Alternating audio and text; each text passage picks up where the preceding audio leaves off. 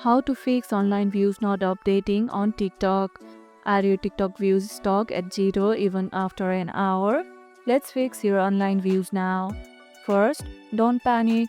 TikTok sometimes takes 10 to 30 minutes to update views, especially during high traffic times. But if hours pass and your video had 0 plays, check your internet connection and restart the app.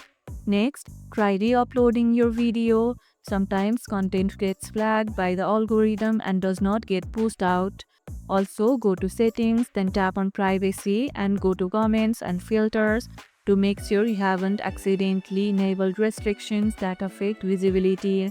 Still no change? Log in on a browser and see if your view count updates there. If not, report it to TikTok support under video performance and tap on views not updating. Avoid editing and reposting the same video repeatedly. It can trigger spam detection. Have your views started moving now? Let me know in the comments below. And if this video helped, hit the like button, share it, subscribe and leave a comment.